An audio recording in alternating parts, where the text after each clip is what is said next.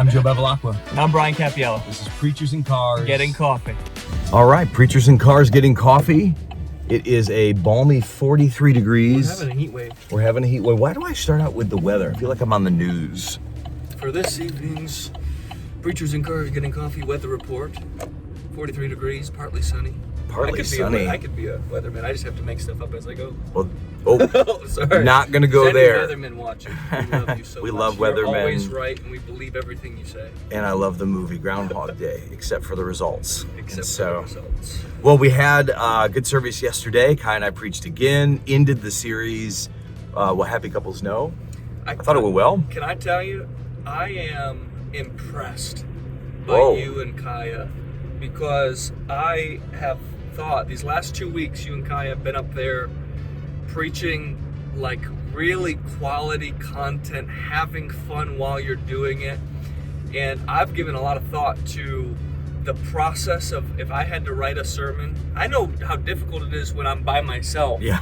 Writing it with my spouse, if I was to sit down and write a message with Naya, it would probably quadruple the amount of time. Yeah. The amount of prayer that goes into it. It takes about double that goes into a message that includes someone else, because, you know, you don't want to just assert yourself over the whole thing and lord over it. You know, you want to make sure that it's collaborative and that everybody has time and everybody's sharing what's on their heart. And that's a cumbersome task to distill that down into one message. So we ended with 24 pages of notes. Yeah. And had to take that down to 4. And 4 notes that was... could be a 3-day conference. Yeah, I mean, you know, so the reality is our first draft was awesome, but it was a 7-chapter book. We had 7 great points. And so, you know, that's hard, because then you start rating a point and there's a whole chapter's worth of information that you could put into there, and even that would be limited. Yep. So marriage is one of those things that, because, you know, for civilization, the civilized world wants to have a spouse and a family, it's just a very deep topic, and you can talk about a lot of things. Yes. And so to try to bring that down to some thematic points that can touch on a lot of different areas and then include personal stories, I think that took a while, but the byproduct hopefully was value adding for people and really help marriages in our church. Well, I've already heard so many reports about opened eyes, people who had never thought about it or seen it biblically like that. And just honestly, a lot of people who did not have, like me, who did not have any godly examples growing up. It was never shown to me how to do it. And so even the people who aren't married, you know, who have yet to be married, were helped so much, because now they're getting what to look for in a spouse while you're doing it. And we know the scripture, it says that he who finds a wife finds a good thing. Yes. It's God's plan, but, you know, now they know what to look for. Yeah. That's even more, it's not more important, but it is important, because this culture we're in today has become a hookup culture. Yeah. It's become something where people don't value commitment, which is what you guys touched on quite a bit. Yeah. And but I think that's a commitment that's not just in marriage. It seems like the culture across the board is low commitment. Yeah, it's low commitment, low covenant. People have an inherent distrust for others, and, you know, we've created somewhat of a hireling culture in America. And so I was talking with a guy at church, and the only way he's been able to really get any kind of raise has been to jump to a different job, to jump to a different business altogether. And he's actually gone to another outfit, and they were able to, you know, hire him on. He was able to get that raise. And then after he was at that company for a while, his old company reached out to him, and they were able to say, like, hey, you know, what if you came on? And they offered him the raise that really he wanted in the first place. And so he was able to find, you know, any kind of loyalty from his company until he left them. And I think that's a negative reinforcement that does not help people. So, you know, back in the day, it was completely different. You'd have an employer, and that employer he'd hire you on, and he would really, in a way, take responsibility for the whole family. So I know that there's this whole thing about equal work, equal pay, and there's a piece of that that's really important. And on the other end, I think that there's a huge misunderstanding as to what that was meant to be back in the day. So back in the day, they would hire on a man, and that man would be paid.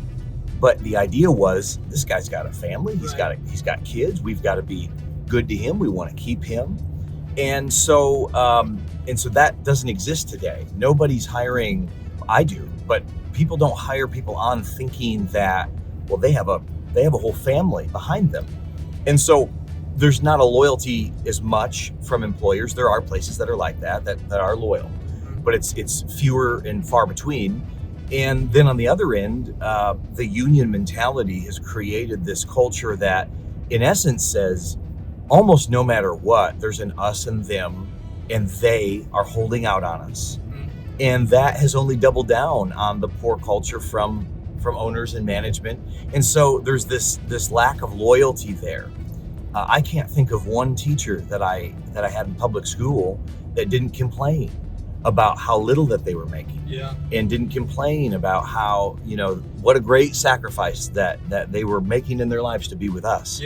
And meanwhile, they were making quadruple what my family was making total.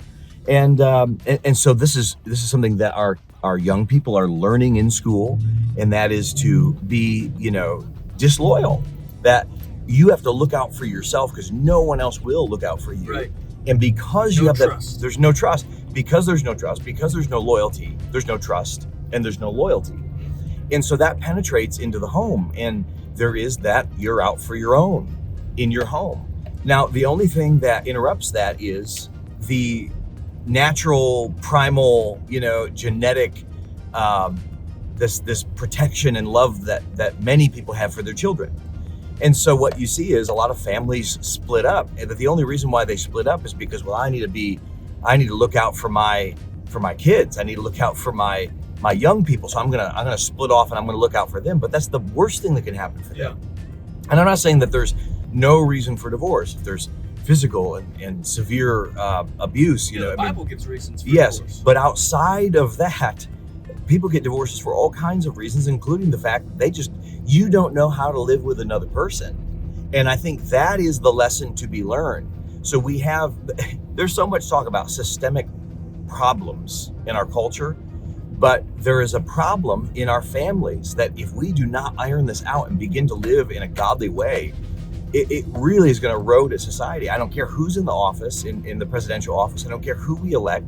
If we don't have families, strong families, we lose. And something that meant a great deal to me years ago, Pastor George prophesied over me that New Chapel was a family church. Yes. And I took that to heart. And it's on our website. It's something that I talk about often. And I want us to have a church of strong families to be an example to the whole world of what this whole commitment thing should look like. It's important. So I have a question off of that. You were talking about how, and I'm in agreement. I'm for equal work, equal pay, for having equal opportunities. There was a lot of talk in the last administration about equity, which is ungodly, and it is evil because you're talking about equality of outcomes, forced outcomes, really, forcing people to do things they don't want to do. That's why equality of opportunities results in something like more women in nursing, more men in engineering. However, this push for women into the workplace and that breakdown of the family where kids are no longer being raised by their own mothers. They're being raised by, daycare teachers, and we have a daycare and we provide awesome care. And I love that. But that breakdown of who's raising these kids. Both parents are gone. I think you've given the stat before where dads are spending something like 7 minutes a week with their quality time with their kids. And wouldn't you say that push where women are now prioritizing career over family, and we've seen kind of the breakdown of traditional marriage roles, and it's led to what I see is confusion, where husbands, wives They may not even know what their roles are. Am I supposed to take the trash out? Are you doing the dishes? They're nervous to have those conversations. Yeah. And that has seemed to be a real negative on the family unit, because you have, and ideally you have a 2-parent household, but that seems to have a real effect, that cultural push to break down the traditional family unit and roles. We've talked a little bit about single parent homes. So I'm not gonna go there, even though I know that is far more happening than had happened in previous generations. I'm going to deal more just with our nuclear family. Okay, I'm going to take the role of a traditionalist and just say that I believe in traditional family. Let me qualify that, and then I'll tell you what I mean. So first of all, let me just say my grandma and grandpa, I mean, they had a traditional home in the sense that he worked at the railroad and he retired. He actually retired because of an injury pretty young, but my grandmother, she stayed at home. They had foster kids, so she ran a lot of what was going on at the homestead, and then also they had foster kids, and that's a lot of work. So there's that. But I'll also say this, like my grandpa, he did most of the cooking. He was a man's man. I mean, very mechanical, loved working outdoors, but that's what he did. My grandma loved mowing the lawn. Really?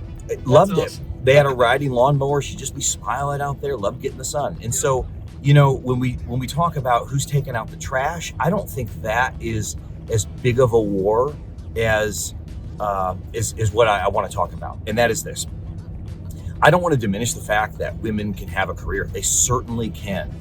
But instead of taking it from the position of, okay, let's figure out what your career is, I want to figure out what your calling is. And it was in the 70s, and the apex of this was in the 80s and 90s, that the American dream was that you would send your kids, both of your kids, to college. And that after college, then they would get a career, and then they would begin a family. And all of that sounds awesome. And so what you do is you send your kids to public school. That is government school. Now, because in the government, they cannot treat men and women differently as far as opportunity. They pose the same opportunities and challenges to boys and girls. Okay, fine. But one thing that they didn't do for the longest time is they wouldn't talk about little girls having a role as a mommy. They didn't glorify that at all. In fact, you're talking to a school teacher, and that school teacher has a job, and so they perhaps had a persuasion that said, no, I've rejected that. I want to do this. And so you see a systemic problem begin to build, because there's a real conflict of interest there. This person does not believe in staying home and being a mommy, or they've already done that, and so they're being told to present college as the ideal. So you end up presenting career as the whole goal of going to school from kindergarten, and that's not the case. Yep. It's not the case at all. So let me validate. There are awesome teachers. In fact, the best teachers I had were women. So again, not saying a woman cannot have a career, not saying that at all. In fact, there's many great professionals. But let me just also say, there's something to be said for a mom staying home with her kids. So what has happened a lot is I've counseled people throughout the years, counseled them on God's word, and end up talking to families. And, a woman went to all through school, then they went to college, they were directed toward a career. Somewhere in there, they got married, and now they don't want to work. They want to stay home with their kid. Yeah. And what ends up happening is, it's like, well, we have these student loans to pay. Why did you even go to college? Well, I guess you're right. And so in a cerebral way, in a logical mind, they say, well, fine, I guess I got to go back to work. And so they check their kids into a daycare. They go back to work, okay? And they end up having to have more cars than what they would have to have if mom was at home. They end up having to pay for daycare. They end up having to pay for more clothes, different business clothes. They end up having to pay for all the fuel and insurance, and they have to pay for all of the lunches and get outs. And then what happens is the biggest payment is this. you didn't raise your kids in their most formative years. Yes. So from 5 and under, from birth till 5, that's where their personality is being formed. Okay? It's being formed by teachers. Yeah. Who don't believe in staying at home. Yeah. So you see, this ends up building on itself, but yet there's something inherent that happens. So eventually, when there are family problems or there feels like there's a disconnect, or all we're doing is working so that we see each other on the weekends, and then we have to go entertain children because they go to a thrilling school that has done so much more than what families could do, that what families can do pales in comparison to what a school can accomplish. So, this competition thing, it ends up eroding away at families, and families get divorced for all kinds of reasons. But one reason is resentment. And wives end up resenting the fact that they had to be away from their children and they missed out on that season. Yeah. So I would advocate for educating young people about traditional home, and that a mom staying home and raising kids is a job. Oh, yes. That's a lot of work. It is a lot of work. Yes. And it is something to be commended. Now, we live in a world where mom doesn't have to go out and make sure that, the garden's watered in order for them to eat. She's got to go to Meijer or go to Sam's Club. But that then would mean this. In our household, it means this. We not only are raising kids, Kaya also will take them to different co-ops. Kaya's leading a co-op. Yep. Kaya is serving. And so you see that there's more than, it's not just sitting around the house. And that's what a lot of women that have a career, they're like, I can't just sit around. Well, don't do that. Yeah. There's value that you can add to the home. There's equity that you can add to the home. Yep. There's different projects that you can do. You can be selling things. You can be industrious, because if you go back 150 years, the answer was not the fact that women would stay at home and they're doing nothing.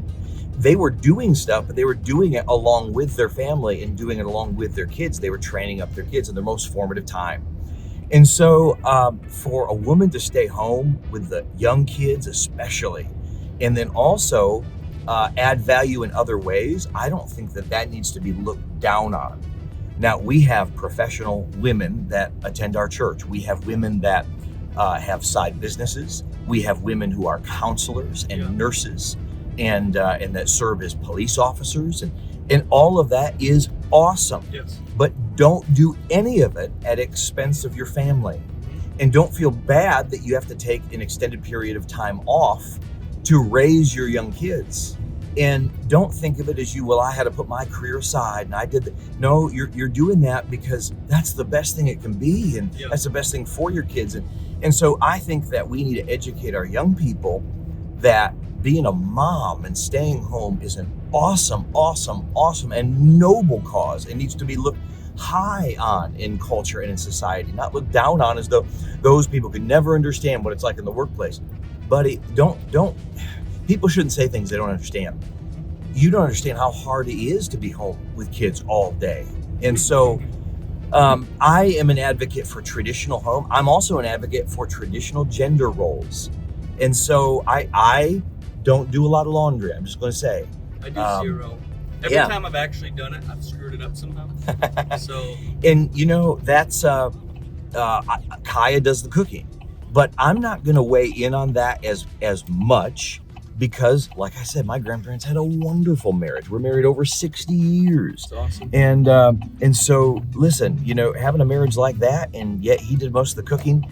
So it just tells you that some of those things, they're not really the problem that we think that they are. But I would say for us, it's traditional. We're back in 1945, 1955, 65. It's traditional roles, traditional marriage. And in all of that, Kaya is thriving. Mm-hmm. The kids are thriving. They're so much better educated than their secular counterparts. And if we go back quite a bit, before the industrialized age, you'll find that a whole family could be furnished very well, could be able to have a job. The husband would have a job, the wife would be able to stay home. Everybody was going to school. Everybody could have a vacation once a year, and yet there was only one wage. And so I think that we have to look at all of this a little bit differently and say, do we feel called to do this, or do we feel compelled? Have we been indoctrinated to do this? Or is this something the Lord is calling us to do? And these are weighty questions that I think every family needs to face in a very direct way. And it would have been a lot easier for Kaya to have a career right now as far as the money. There'd be a lot more money, but it would have been at the expense of what our family could be. And so our kids are sharper than their public school counterparts. They know more than them. And they also know something that public school or private school or Christian school could not have contributed to them, especially 5 and under. And that is that they have our family culture and our discipline, and they understand my voice and my presence in their life. All of those things really matter, and I think it made all the difference. Yeah, that's good. Is there any, are there any traditional roles, gender roles, where you would draw the line?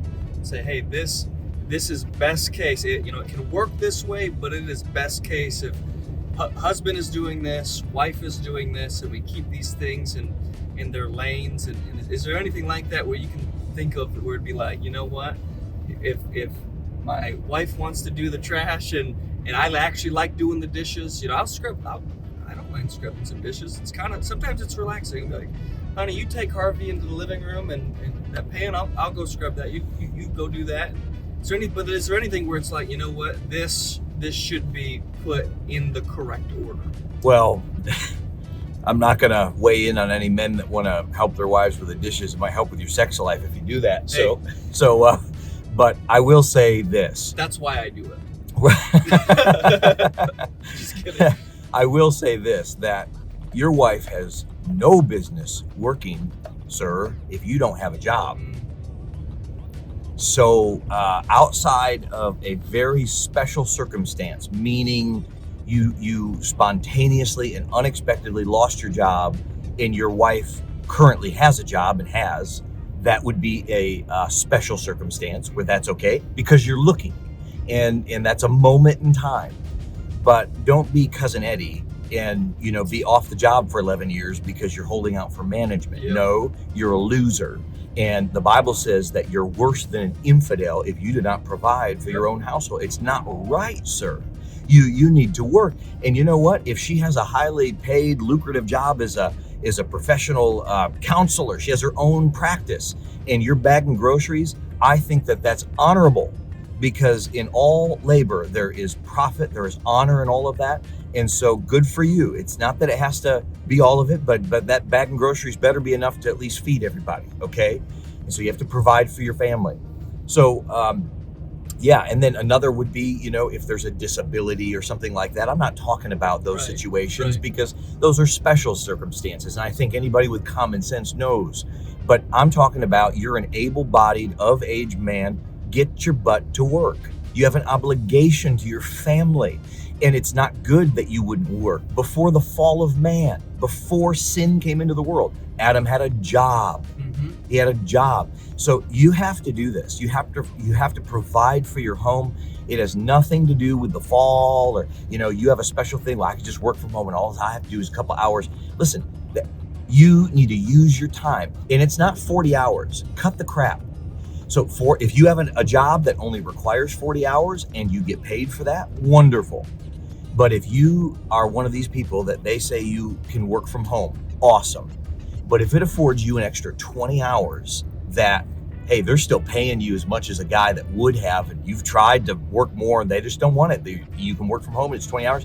You better find another job to get ahead, be industrious, and fill up at least 20 more hours. Now, nowhere in the scripture does it say 40. And so that's why I talk to a lot of professionals and they say, I don't understand why I'm not getting ahead. I work 40 hours. Well, stop sitting on your hands. Nowhere in scripture does it say that. And our grandparents that were working the farms, they weren't counting 40 hours and then they were done. Right. Cows need milking. Get your butt out there, milk the cows. Yeah. And so I can't think of a way that you can get ahead and not work 50 or 60 hours. Now, I've had seasons of that. And I would say that's the best way to look at that type of work is seasonal. You can't do it for your whole life. So you could work 50 hours for your whole life. That's not a problem. But 60, 70 hours, that would be a season of war. We talked about that during the weekend. And kings need to have a season to go to war. Men, if you're a king, you need to go to war every once in a while and fight and get ahead. That's the only way you take ground. It's the only way kings took ground. literal ground, but for you, getting ahead financially or being able to pay off the mortgage or buy a house. So I would say that as far as gender roles, number one, your wife has no business working if you don't have a job. Oh, I'm a stay-at-home dad. You need to report to my office. If you would say that you're that person, you make an appointment with the church if you heard this, because it's reprehensible and should be disciplined. But I'd rather talk to you first. Next question. Amen. My grandma Cappiello grew up on a dairy farm in the UP, and she had 5 sisters, and they all grew up at 5 a.m. They get woken up. I don't know if they even owned an alarm, but my great-grandpa Corey would wake them up, and that was when their chores started. And they'd get their morning chores done on the farm before they'd go to school. They'd walk to school a couple miles down the road. How old? They were in elementary school. Yeah. And so, but they started, very, very young, working the farm. Get their chores done, milk the cows, do whatever they had to do. Big garden too, not just the dairy farm. And then they'd come home from school and they'd get their chores done, and then they'd get their homework done, and then they'd be able to have whatever free time that they had left. And what I think is missing in the youth today is responsibility. Yes. There's nobody. It's like, what can we do for our kids, and not what responsibility can we be teaching our kids? And I think that's led to a lot of problems, where a lack of maturity, a lack of respect, a lack of understanding for what hard work is. And there's a lot of different ways you can teach kids responsibility, but these older generations, they grew up that way, because at least in my family, you were growing your own food. Yeah. You are milking your cows and selling it for your own sustenance. Yeah. And my great-grandpa would tell them, we kept having kids because we needed more help on the farm. Yeah, absolutely. That's why large families existed. Yeah. And he had all daughters, which... It's a lot. 6 daughters. But how have you... 6 is the number of the beast. I have one kid. She's just over a year. I'm not really to that spot yet, but I know you started to do this. What ways have you started to teach your children responsibility, and kind of how can that be applicable to families who are watching this? Discipline starts from the cradle. So discipline meaning, you're not going to get away with that. You're not going to pull the wool over my eyes, and I'm not going to let you cry at me to get your way. That starts from the cradle, and that feeds into responsibility. So in other words, no, you need to clear your plate and you will finish your food. And so finish your food would be like discipline, but then clearing your plate begins responsibility, and rinse your plate off. And so those little chores like that, for 2 hours, Kai went off shopping on Saturday and I cleaned the house with the kids, except I didn't do anything. Mm-hmm. I pointed at things and they were doing it. They need to learn to execute that. So around the turn of the century, there was a large move in our country to stop child labor. And it was because of a brief blip in American society where during the industrialized age, at the onset, there was kids working too long and at the expense of education. Yeah. So I am a conservative.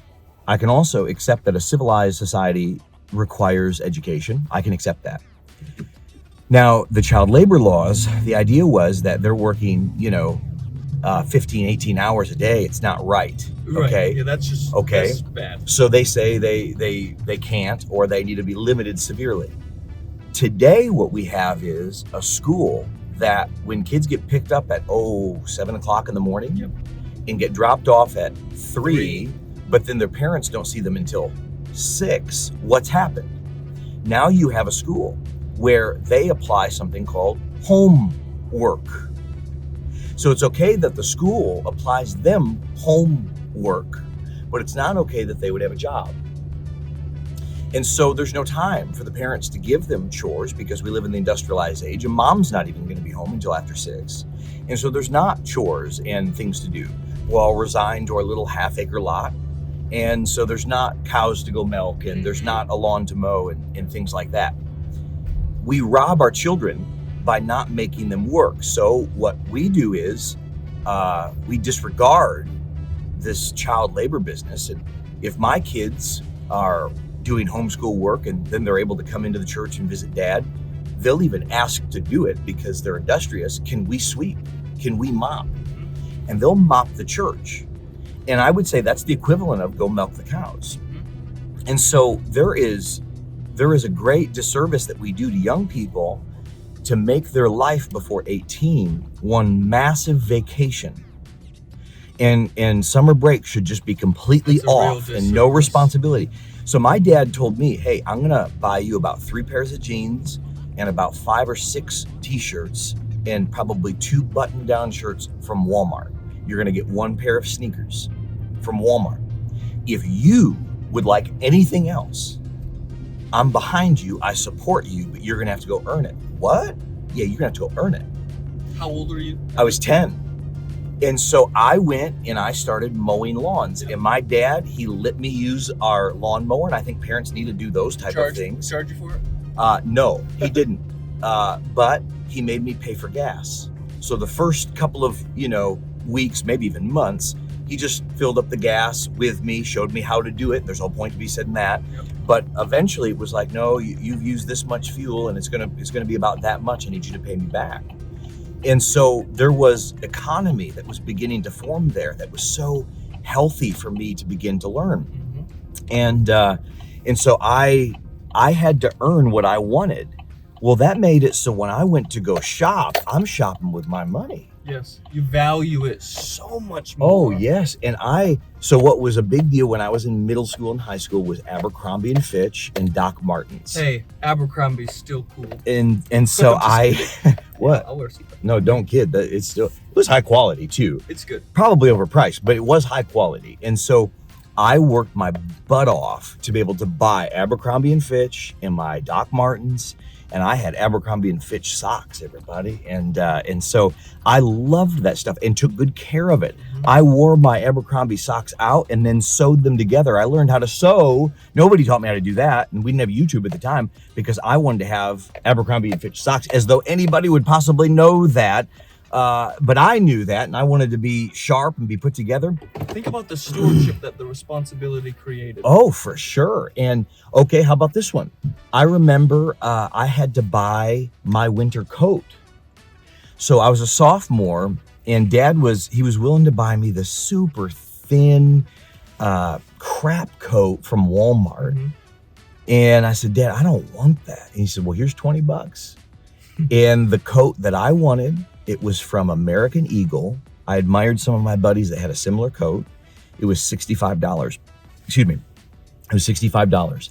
And I remember saving up the money, and I remember buying that coat. That coat today is in my office at church. I use it for work. Really?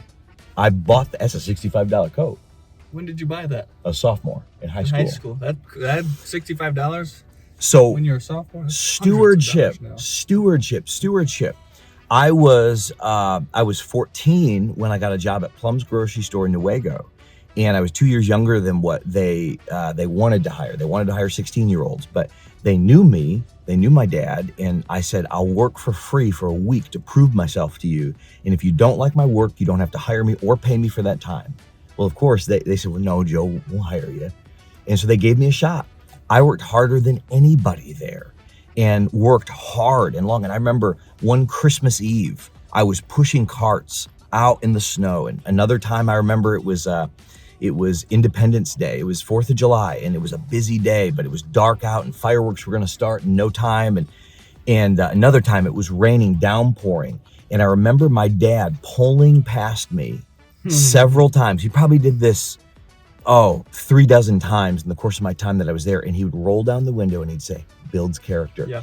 And I'm telling you, bless God, it builds character, because I am a person who has work ethic. You don't have to cheerlead me into doing it. And so we rob our boys and our girls from so much because we think that they should be living vacation life. And you parents and grandparents that say, well, these are the best years of your life. That's the stupidest thing you could ever tell them. These are the best years of your life. No way. That's ridiculous. I'm so glad I'm 38. This is the best year of my life thus far.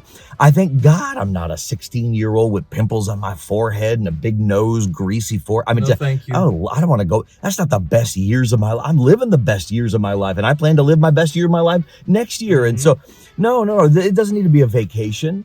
They need to learn to pay now and play later. And so I am big on gender roles. I'm big on responsibility. Stop worshiping your children. Stop doing it. Discipline begins in the cradle. Responsibility begins young, very young. They have a responsibility to the household, and it doesn't mean that they get an allowance based on that. And so these type of things, they might sound old-fashioned, but just get in your time machine, get in your DeLorean, go back 100 years. How about this? Go back to 1955, 65. Okay, start there. Now go back to Adam and Eve, the beginning, the origination of mankind. It worked. What changed? I'll tell you what changed. Educated people who are so open-minded, their brain done fell out of their head, who have awful children, want to tell you how to lead your home, want to make it so you and your wife are passing ships in the night. You never see each other because everybody's got to work so hard, work. And everybody's got to have a career, and the kids have to go to school for 100 hours a week. And then they've got to play 3 different sports, and you got to be chasing them on the weekend. You never get to spend time with your wife. And nobody's going to be like Pastor Joe and Pastor Brian and tell you, you can't do it all. You cannot. You need margin. You need to slow down. You need to guard your marriage and your marriage relationship. You need to sow into one another. You need to make sure that she's rested and that you're rested. You need to be doing far less. For my kids, it's like we do church and you can do one other thing. So right now I've got 3 that are of age. Frank is not really, it's okay. But we're doing trail life. So we do trail life and church. That's what we do. When they're in high school, if you want to be in band, that's the thing you can do. And then we do church. If you want to be a cheerleader, let me just stop right there. No, you're not going to be a cheerleader. But if you wanted to be, I don't know what, if you want to be in debate, awesome, go be in debate. And then we do church. You can do one thing because I'm not going to be chasing kids. If you want to be in football, awesome, you do football. And then we do church. We're not doing 1,000 things. And so I'm advocating you do less and do it well. Because, well, they're learning so much on their teams, all these different teams, but they're not learning the family bit, and they're not learning margin. And sir, ma'am, maybe you need to learn margin. They can learn those things that they learn from sports in other ways. Yes. Sports is not the only way to teach a child sacrifice and teamwork. And I hear all of the arguments for why sports are good. And listen, at one point, I was playing 4 sports in 1 year, where it was baseball, football, wrestling, basketball in 1 year. And then in high school, you had to choose. There's not 2 winter seasons, so basketball went and wrestling stayed. But the problem with that is that becomes, it runs your life. There's no time for anything else. The tournaments take you away over the weekends. There's no time for church. There's no time for anything godly. There's no time for quality time with your siblings or your parents. And you're not learning the lessons that you should be learning in family. And you're only learning, and even some of the, there's some qualities from athletics that translate to other things in life. But then there's aspects of those same qualities that if you try to apply them in the same way that you would in athletics to life, it doesn't work. Right. It doesn't translate at all. And the whole time you're learning how to be idolatrous. When I, write that and down. I'm somebody who, this was my life for the first, I started playing sports when I was T-ball when I was 3, and I stopped playing college baseball when I was 20. So for 17 years of my life, it was the main activity. So when I was in Israel, they were the whole day of Saturday, the Sabbath, Shabbat, they, of course, take it off. And the way that they do their days is the biblical way. So it's sundown Friday night to sundown Saturday night, Shabbat. And what they said was that the Jews kept the Sabbath and the Sabbath kept the Jews. And I would just say that there's an element of margin and rest and rhythm that people rob themselves of, and they think that they're going to get ahead. but you can't burn the candle at both ends of the stick. And so your family's important. The years that you have with them while they're young, especially your children, very important. They're not going to last forever. And if you ignore your marriage during all of that, you're going to miss the most important responsibility. Because ideally, it would look like this. You're married forever. And when your kids move out of your house, and they need to, that you would enjoy time with your spouse in your 50s, 60s, 70s, and that you would have a grand family. And so that's what happy couples know. And happy couples are going to be happy with longevity. And so sow into your family, sir, ma'am, love on them, and find God's call and reside in that. I think that's good for today, right? That's good. Okay, That's so if you have questions, what do they do? Email connect@newchapel.com. Yep. Email us your questions. You can also comment on YouTube or Rumble or the Apple Podcast. Those are the places where Preachers in Cars get posted. So comment there. Email connect@newchapel.com. If you enjoy this podcast, go ahead and like it and rate it and subscribe to it. And send us a woof. Send us a woof. Share it with somebody. We're kind of just getting this going. We haven't even promoted this. No, not really at all. No, but I think it adds value to the people that are listening. We've heard people say that. Yeah, we had a So couple share guys it with at church somebody for tell us that sure. it was helpful. And we'll dot in next week. Brand new series. If I Only Had a Brain. If I Only Had a Brain. The bumper video got a applause. Oh, it's the best, It was man. great. It's the best. All right, I'm Joe Bevelacqua. I'm Brian Cappiello. This is Preachers in Cars Getting Coffee.